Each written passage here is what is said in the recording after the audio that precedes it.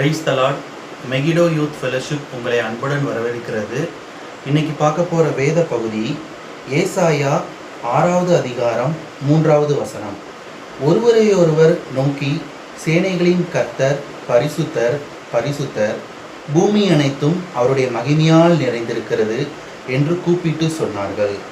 So பார்த்தீங்கன்னா இங்கே என்னது, சேனைகளின் கர்த்தர் பரிசுத்தர் பரிசுத்தர், பூமி அனைத்தும் அவருடைய மகிமையால் நிறைந்திருக்கிறது.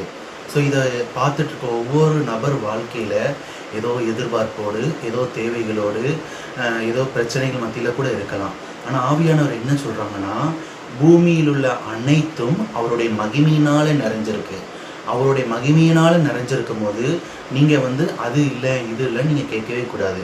ஏசப்பா என் வாழ்க்கையில் தயவு கொடுங்கப்பா, என் வாழ்க்கையில் அற்புதம் செய்யுங்கப்பா, என் வாழ்க்கையில் அதிசயம் செய்யுங்கப்பா அப்படின்னு நம்ம கேட்கும்போது, ஏன்னா பூமியில் உள்ள எல்லாமே அவருடைய மகிமையால் நிறைஞ்சிருக்கும் போது தேவன் நம்மளோட வாழ்க்கையில் பெரிய காரியங்கள் செய்வாங்க. நம்முடைய தேவைகளை கண்டிப்பாக சந்திப்பாங்க. சரிங்களா? அவருக்கு நம்ம ஒப்பு கொடுக்கும் போது, பரிசுத்தமாக இருக்கும்போது தேவன் பெரிய காரியங்கள் செய்வாங்க. ஜெபம் செய்வோம். சோத்திரங்கர்த்தாவே, சோத்திரிக்கிறப்பா, நீ துதிக்கிறப்பா. இதை பார்த்துட்டு இருக்க ஒவ்வொரு நபர் வாழ்க்கையில் நம்முடைய சித்தம், நோக்கம், திட்டம் வெளிப்படணும் ராஜா. பரிசுத்தமாக இருக்கணும்ப்பா. என்ன தேவைகள், எதிர்பார்ப்புகள் எல்லாவற்றையும் இயேசுவின் நாமத்தினாலே நீங்கள் சந்திக்க போகிற கிருபைக்கு நன்றிப்பா. அற்புதம் செய்யுங்கப்பா, அதிசயம் செய்யுங்கப்பா. இயேசுவின் நாமத்தில் ஜெபிக்கிற நல்ல பிதாவே, ஆமென்.